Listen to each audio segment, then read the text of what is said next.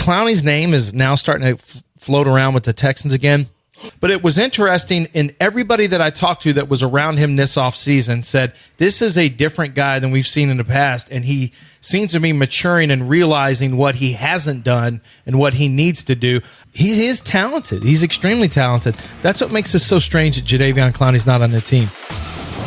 Welcome to Point Blank, brought to you by Fitz Roofing. I'm Brandon Strange, joined by ESPN Houston's Joel Blank. Joel, welcome in. Let's talk some Texans because the rumor mill is swirling. Our own Lance Zierlein, his dad, has been working with JD Clowney down at Plex here in Houston. And Larry is saying that Clowney looks fantastic. And Lance has been hearing that Clowney's name has been mentioned with the Texans a lot. We can't get any confirmation on this, obviously. It's kind of exciting to think about how gigantic would it be if the Texans were somehow able to land Jadeveon Clowney?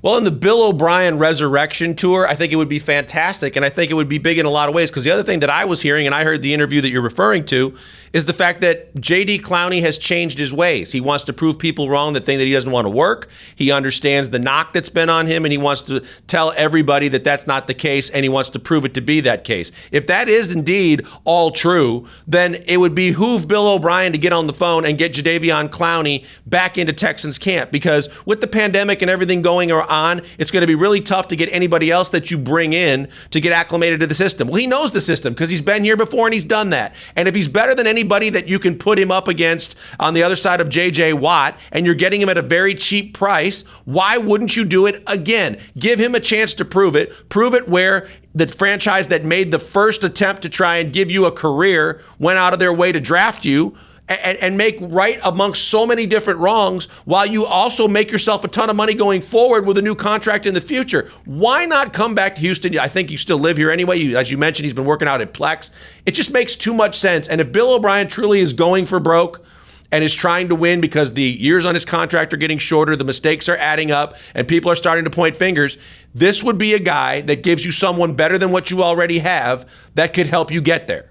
Well, I want to hit on a couple of things that you talked about, but first let's start with the personality clash that seemed to be what led to JD being moved out of Houston. And so O'Brien and Clowney definitely seem to have some sort of personality differences. But now you have this change in narrative that's surrounding Clowney. You've got all this positive, these positive stories coming out about how he's matured and he's taking his training very, very seriously. So O'Brien could theoretically re-sign him and it not look bad on him. He could tout how, that JD's mature now and that he's changed as a player. Is that correct? No doubt about it, because look, DeAndre Hopkins, you'd love to have him be able to say, I'm coming back to Houston, I'm going to give you a bargain, and I'm going to sign long-term. That ain't happening. But in this case, it can, and it can right one of the wrongs that's a complete knock on Bill O'Brien, and that is the way that they moved Clowney out, the fact that we heard that there was all kinds of back and forth between Brian Gaine and Bill O'Brien, and Billy O didn't want him here. We know why,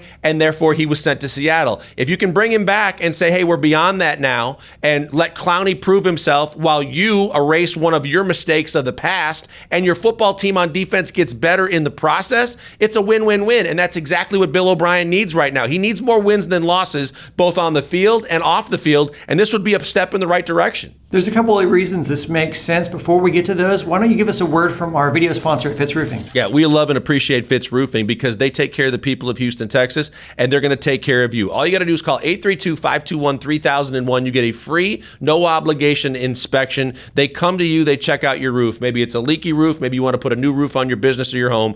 They do it all for you with the best products, the best warranties, and the best ratings in the business. 832-521-3001. Fitz Roofing, making a difference one home at a time. So, Joel, you talked about JD Clowney's experience here as a Texan, him knowing the system. But beyond that, there's also an advantage in that he's a veteran, and we know that Bill O'Brien really isn't big on rookies. Also, it seems like the cap would make sense, right? Yeah, it makes sense for so many reasons. Look, he had said that if he was going to take a short-term deal, the Cowboys and the Saints made sense. Well, neither one of those teams have cap room. The Cowboys just went out and got another defensive lineman and former All-Pro Everson Griffin that last played for the Vikings. Saints are just log jammed with everybody over there with big contracts. But then I don't think at the time he thought the option would be there to come back to the Houston Texans. He knows the area. He knows the system. As I mentioned with COVID-19, not only is it tough to bring a rookie in and get him acclimated anyway, it would be even tougher during these circumstances with everything going on and trying to get hands-on literal contact with your rookies to get them ready. And if Clowney knows the system, he knows the city, he knows most of the coaching staff, he knows his new defensive coordinator because Anthony Weaver's been around, and I think that he would fit like a glove, and it would be the perfect proving ground because he's got a lot to prove. Because if he didn't, he'd already have a long-term deal in the $17, $18 million a year range, and he doesn't have that. So if he's going to truly have to prove himself, this is the place to do it because there's too much familiarity, which creates less distractions and more time to actually get down to business. So Joel, if the money makes sense, the timing makes sense, and the narrative makes sense, tell me why this still couldn't happen.